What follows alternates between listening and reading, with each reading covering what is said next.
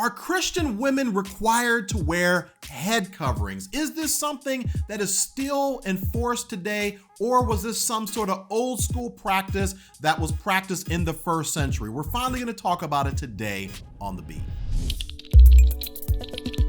Okay, so the primary passage that we need to explore as it relates to head coverings is 1 Corinthians chapter 11, verses 2 through 16. Now, as we are breaking this passage down, I want you to keep a couple of things in mind. First and foremost, that there is a big difference between principles and practices. A principle is something that is going to be true no matter what time, no matter what culture, no matter what space, no matter where you are geographically in the world. This is a timeless truth. It's a principle that God wants us to observe. But then there are practices, and practices may differ depending upon your culture, the time in which you live, and where in the world you live. So let me give you just a very quick example. A principle might be when you meet somebody in person, it's customary to greet them and acknowledge that they are in your presence. But how you go about doing that very well may be different. For instance, before COVID-19, typically the principle was that you would either give them a hug or you would reach out your hand and you would shake their hand, acknowledging or greeting them because they're in your presence. But now, post-COVID, if you will, you got to do the elbow bump or the fist bump or the Christian hug if you're really, trying to be warm and fuzzy with that person or whatever. But because the times have changed, the practice has changed, but the principle is still true. So let's break this down. Let's start with verse 3, 1 Corinthians chapter 11.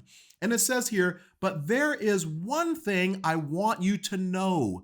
The head of every man is Christ, the head of woman is man, and the head of Christ is God." So what we see happening here, just in this first verse, is that Paul is establishing order or authority. And he says, hey, in the same way that the Trinity, the triune God, has order or authority, that is the same way that the home should run and the church should run as well. But I want to make sure something is very clear here. Just because there is order or authority does not mean that there is inferiority, right? Authority does not mean inferiority any more than Jesus is inferior to God the Father just because he is submitted to God the Father. So that is what this first verse is talking about. Let's keep going. Now it goes on to say in verse 4, "A man dishonors his head if he covers his head while praying or prophesying." So now Paul is bringing in a little bit more context here. Now don't worry, we're going to go through the passage and then I'm going to give you some practical things to consider as it relates to these head coverings. But getting back, Paul is introducing a different context here. And now he is talking about how we conduct ourselves during the worship experience.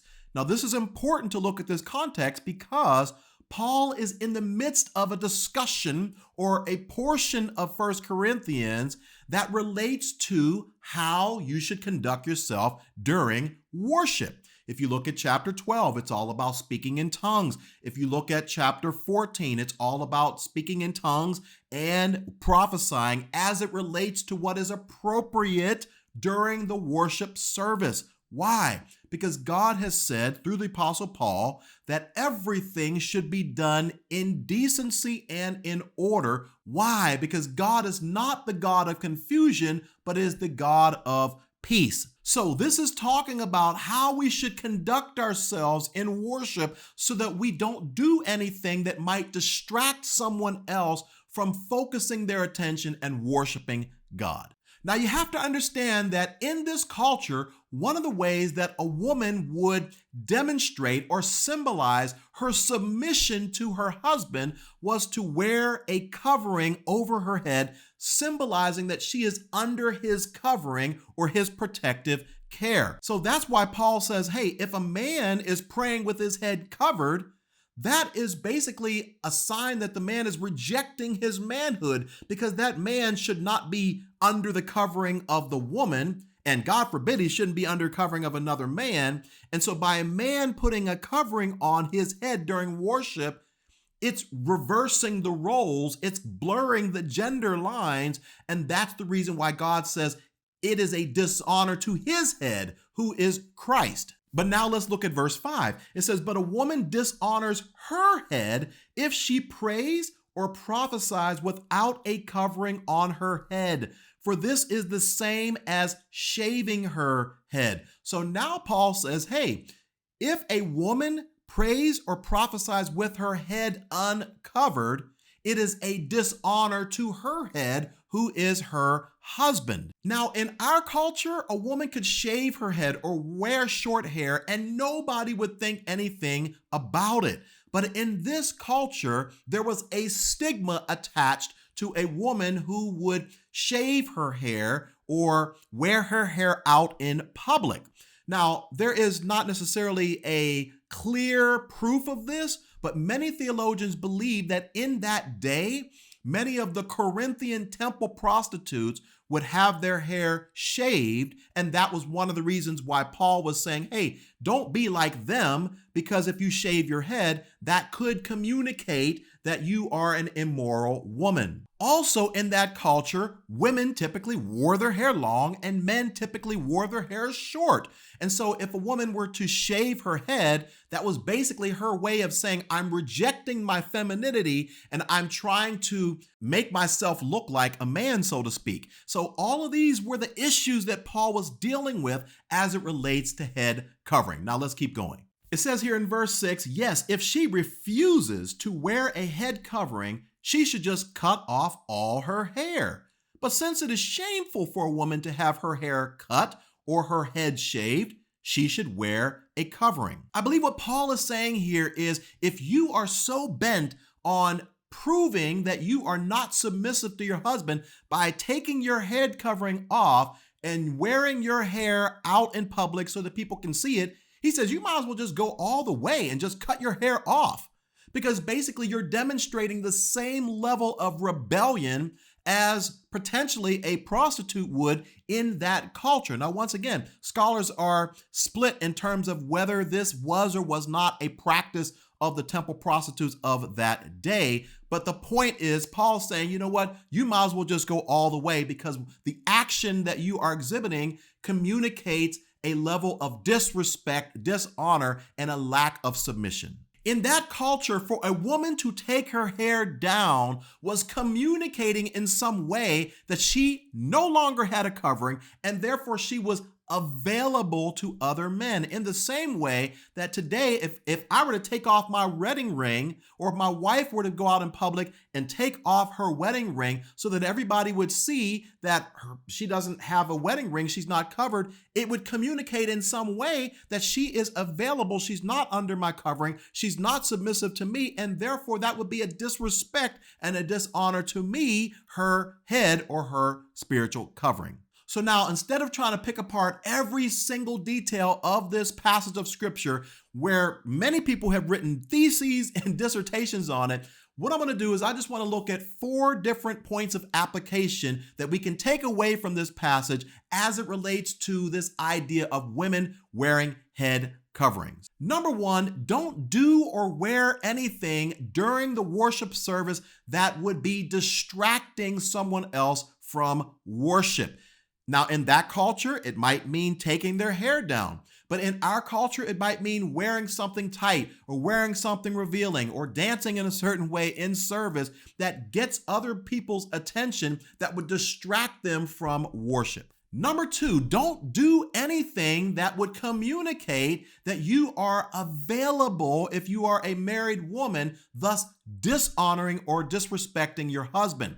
This could be something like taking off your wedding ring, or flirting with another man, or giving another man your phone number, or showing affection towards another man.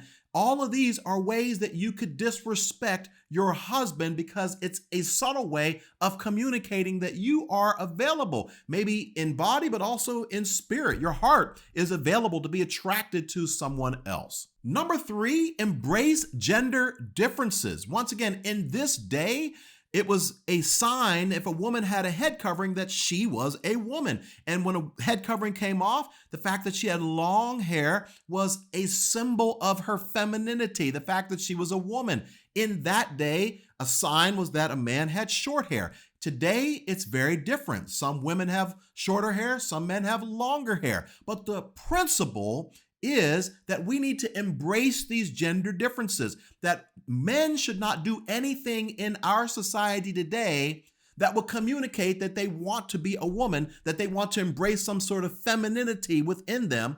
And in the same way, a woman shouldn't do anything in our culture today that will communicate that she wants to reject her femininity, her God-given femininity, and embrace this idea of masculinity. That is the overall principle that this passage is talking about. And then the fourth and final point that I think that this is really trying to get us to understand is to honor the God-given authority in the home. See, once again, it says here that Christ is the head of every man, and then the man is the head of his wife, so on and so forth. So the idea here is that there's an authority, there is order that God has set up in place that he says, hey, this is how I've set it up. So once again, the issue is not head covering or not, but rather if you are a married woman, that you should always honor and respect your husband, just as Ephesians chapter 5 says. And if you are a single woman,